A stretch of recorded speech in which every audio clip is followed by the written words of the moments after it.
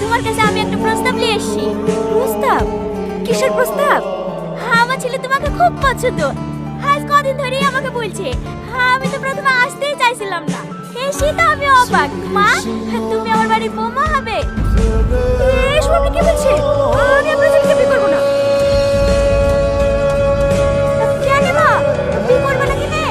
আমাদের অনেক টাকা পয়সা আছে, তোমার কোনো কিছুর অভাব হতে দেবো না, সব সময় মাথায় করে রাখবো। যত টাকা পয়সা থাক, আপনার ছেলেকে আমার পছন্দ না, ওকে আমি বিয়ে করতে পারবো না। আপনারা এখন আসতে পারেন।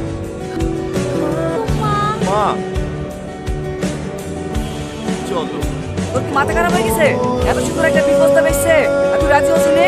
চাচা ছেড়ে দে, ও যখন পছন্দই না, ওকে জোর করেন না।